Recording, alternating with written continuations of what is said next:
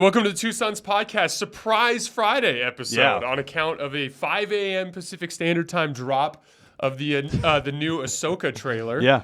And dude, I'm just gonna, we don't have a ton of time because Luke's about to head out of town. So dude, we did this last time when one of us was heading out to a ski trip, I think, and then something big dropped, and we're like, okay, we need to talk about this. Yeah, he's running off on a tour of the state of Arizona to introduce his son to all of his family and his wife's family. Yeah, very important trip that. We're putting off now because this Ahsoka trailer was dope. We're putting off for 15 minutes at least. Yes. So let's just start here, man. Yeah. Dude, where's your head at? Dude, they revealed so much more than I ever could have imagined in a trailer drop. So the big one is we see Thrawn. We see live action Thrawn, first sighting. Yes, and we were so worried about the nape of his neck. Oh my gosh, I know. But if you notice, he was wearing his white Admiral Thrawn regalia, right, with the two pieces on his shoulders. I think it's flashback.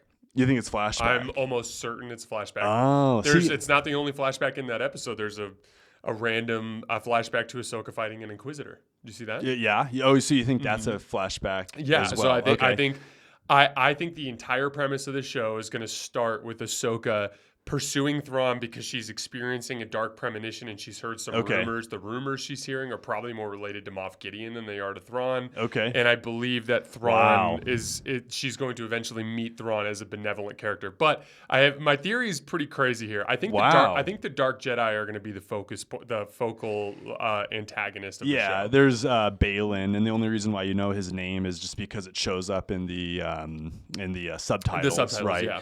And he looks like a pretty interesting character. We did see that Inquisitor as well. Mm-hmm. One of the things that cracked me up is it looked like Ahsoka is at this Jedi temple, and it looks like there's this ring that she's supposed to engage with, or no, not even cut open, just engage with and open it up, and then she just spins around and cuts through it. Let me just go so I thought that was kind of interesting. But no, the Thrawn thing, that's a really interesting take because I completely took it a different way. So you think he is going to be leading an Imperial remnant? I do, but I think it's going to be the correct vibe. So anybody that's listened to our pod, we've been concerned about how Thrawn was going to be portrayed in future media, just because we loved the book so much, and Thrawn in all of his books, including the Ascendancy series, has actually been a very good guy for the most part.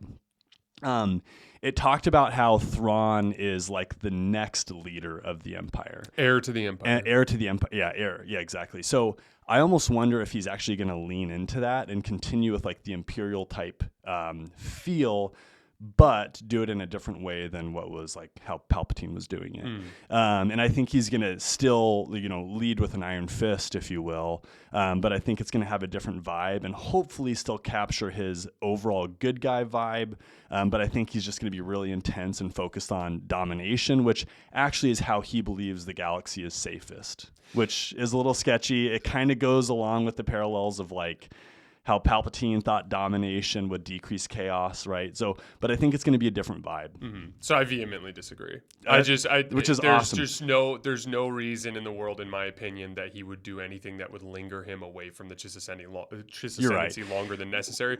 The only way that I would accept a plot line that involves Thrawn running an Imperial remnant was to accumulate Imperial resources for an eventual assault on the Grisk. It's the only thing that makes any sense to me. And leading in, the trailer does mention a larger danger being out there, and the first thing that something dark, and the first thing that I thought of were the Grisk. So this is my theory, because I actually think the darkness that she's feeling is the dark side of the Force stemming from the partnership of these two new Dark Jedi, which I want to talk about in just a second. But on the Thrawn front, I literally think it's this simple. I think that whatever her premonition is of Thrawn, it's going to be something that tees up eventually a Thrawn show that involves Thrawn himself returning to the Chiss Ascendancy to fight against the Grisk. I think that's going to be an entire live action series. Yeah. And I think Thrawn's going to be benevolent, and I think it's going to be Star Wars Sherlock Holmes. I think that's what that show is going to be. That's an awesome opportunity. I think Thrawn will be an ancillary character in this show, and I think the antagonist will be the Dark Jedi. This is a very important concept. Throughout Star Wars history, there's two different ways that the Sith Lords have formed. Right. They have formed by traditional upbringing through the Sith, whether that's like in the Sith academies on Korriban or Dromund Kaas or whatever it is, and then there's Sith that fell from the light side of the Force by virtue of falling to the dark side, like Exar Kun and Revan and guys like that that end up making that specific transformation. So my theory is we know after the destruction of the Death Star that the Sith are presumed to be extinct again. Correct. Similar to before Episode 1. Mind you, Palpatine's off making a million Death Stars on Exegol.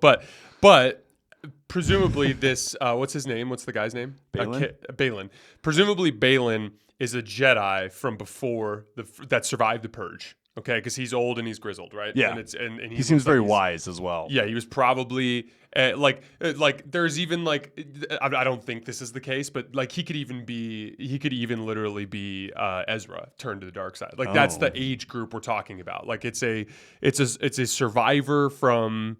And I don't think that's who it is. No, but my point is like we have to open our mind to the fact that whoever that character is older. Right. But I believe that Jedi fell to the dark side and has pronounced himself as the new Dark Lord of the Sith. And in line with the teachings of Darth Bane, he has taken an apprentice. Yes. This silver-haired chick who just messes everybody up. She's dope. Yeah. Okay. There's a lot of dope characters. And there's two presumably relatively weak Dark Lords of the Sith out in the galaxy. I see. That Ahsoka ends up fighting as a protagonist in this or an antagonist in this episode. That's my theory. One would crack me up is if you were just dead on everything and Disney is just sitting there going, damn it.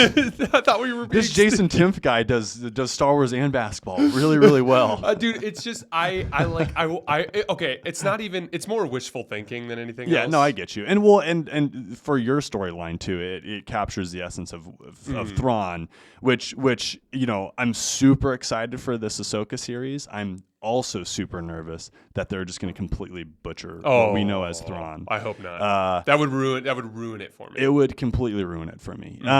Other big things is Sabine, yeah, right? We see Sabine, and then we see Hera, and then we see Chopper. Yep. And we just saw in Mandalorian, we saw Zeb. Yeah, Zeb. So the whole crew is back together. No sight of Ezra. No sight of Ezra yet, which actually leads into what your theory is not premonitions, but like flashbacks, right? Because right now we think Thrawn and Ezra are together somewhere. Yeah. Because they got taken into hyperspace by the Purgles, right? So I think your theory makes actually more sense than mine, and I hope you're right. Dude, how dope would it be to see Ezra and Ahsoka take on the Master and his apprentice? Oh, and just wreck them? Yeah, because they're illegitimate. I'm just whoever that potential if he thinks he's like the new Sith Lord, it's like, sorry, pal, but you're just not that guy. But I think it's so you're cool just not like, that guy. It's a thing that like. When I just today as I was driving home from the gym this morning, I was listening to I'm towards the tail end of the third Bane book, and so oh my gosh, you're cruising. So through Bane that. Bane just escaped Done with Darth Cognis, and basically Darth Cognis is like. At the time, her name is just the Ictachi assassin known as the Huntress. But she basically goes like, I want to learn at your feet. And Bane is like still in the process as they're flying down to Ambria to kill Sarah. They're like flying down and Bane is still like trying to decide whether or not he wants to take her as an apprentice. Meanwhile, Xana's coming like crazy to come. Oh yeah, but like that's there's a cool this there's this reverence to Darth Bane's teachings. Like even Xana, when she's like, screw Darth Bane, he wants to become immortal. I got to kill this dude. But at the same time, she's like, but Bane's teachings, they're like the way of the Sith. So they're like, legit. You can totally see like if a Jedi turned to the dark side, like he'd be sitting there, and in theory, he'd find a holocron or he'd find some manuscript, and he'd be like, oh wait, this is the way, and he would proclaim himself, and he'd take an apprentice, and it would be, and then they would begin, like maybe they get in touch with an Imperial remnant and start taking on, like, it could be really, really cool. It could be really cool. Go in a lot of different directions. For sure. They also released a couple other big news items. 3 movies are coming out. One of them I think is on the Old Republic. One of them is essentially tying up loose ends of like the end of like the Mandalorian era. So really quickly. The old one. Yes. It's not Old Republic. They said Dawn of the Jedi. That could go really far. Really far, which would be absolutely incredible. Yes. Talk about holocrons and stuff like that. Yeah. Like, that could be really, really cool. And then another storyline led by Dave Filoni, which is awesome. A Dave Filoni-led movie is always approved. Did you see the way they said it's going to tie off all the storylines from these shows? So it'll like effectively be Mandalorian. like the big Finale. finish. Yeah. Which may or may not include Thrawn, right? Yeah. And maybe some Grisk, who knows? And then also another storyline, probably with Daisy Ridley. Actually, we know with Daisy Ridley as Rey, and they're going to be following up on what was the Rise of Skywalker. What are your thoughts on that one? And it did specifically say Rey trying to basically re-begin the Jedi Order. I would like to think they're going to do a fabulous job because so I just have faith that they butchered episodes 7, 8, and 9 of the movies so badly that I think they know they can't mess it up, and I think they're going to spend a lot of time on the storyline, hopefully. That would be a great time for the Grisk to invade the galaxy. It would. If they wanted to have something that involved a non-dark Jedi antagonist, it'd be a galactic invasion from a warrior species, something like that. And I'm totally down for that. I hope that they don't lead into like the no rules of the Marvel universe. Like I really hope they keep it centric to like what is acceptable with like Star Wars and Star Wars lore and Star Wars physics. Even like that's a big thing for you and I. Like they need to keep it contained within what is normal for Star Wars physics, which they got out of with the more recent movies. So I have faith. I think they're going to do a good job. I think that it's going to be a lot of damage control. Maybe even give some more insight into like Palpatine and Snoke and like how that got tied up, because you had Snoke as an amazing villain. And then killed him off. And then they just killed him off as a dummy. And that was one of the things that was so frustrating about the new movies, aside from like Rogue One and Solo, of course, is like they had all these incredible characters that they just didn't utilize. Like they just didn't utilize them the way that they could. Like I actually like Rey a lot as a character. And if they could like kind of redeem the Star Wars like movie line franchise, I'd be so excited. It's going to be interesting because there's a chance that by next year or in the next couple of years, we will be regularly consuming content from 4 different Star Wars timelines because the origins of the Jedi. The Acolyte, we have 2 human characters. Acolyte it looks like it's cool. going to be a female apprentice and a male human. They're both human. I mean, theoretically, they could dress them up in makeup as some sort of other character. But essentially, we've got our master and apprentice for the Acolyte. That's going to be really cool. That's set in the High Republic, which is going to be... The High Republic is a really cool era. Dude. Which, if they wanted to go Marvel-esque in the High Republic, it would totally make sense. Well, at least with scale, for sure. At least with scale. Less so with the High Republic and more in the Old Republic, because the High Republic is the Sith are believed to be extinct. Right. And exist. Like, that show is going to be an awesome show to, like, really dive into, like, the Darth Bane ideology of the Sith. Yeah. Like, that's going to be, like, we exist in the shadows. Nobody even knows we're alive. Here's the rule of 2 and how it works. Here's how we're subtly behind the scenes, like, working with the banking clan to accumulate funds and manipulate things. But that I'm, like, super down for. But then we have the Old Republic stuff, which we'll see what they end up doing. Yeah. We're tying off this epic storyline surrounding this era that's 5 years post Return of the Jedi. That's awesome. And then, at least with the Rey thing, it's like, even if we hate everything about those trilogies, I liked Rey. Oh, yeah. Kylo Ren was dope. Kylo Ren was dope. Yeah. Rey was dope. Finn was dope. Exactly. I'm so Poe down for like just like Rey in the future, kind of restarting the galaxy from there. I just the fundamental theme of Star Wars at its core, especially in the cinematic universe, is light versus dark. Yeah. And so it is, I think, even though it's a played out storyline, it works for me. It's like this trailer. Right. We have 2 new Dark Jedi. I am super interested to hear about Balin and how he turned to the dark side and why he decided he wanted to become the next Dark Lord of the Sith and all these different things. Like, to me, like as long as it's a new, fresh story that has new characters that have new stories, you can repeat general themes.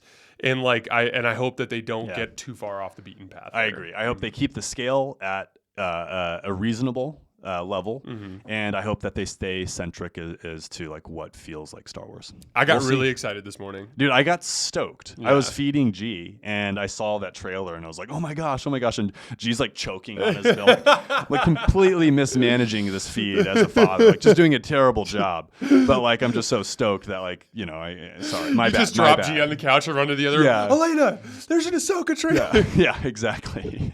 Yeah. Where's our son? Yeah, he's on the couch, probably. He stopped rolling, I think. Yeah, he's not rolling that much right now.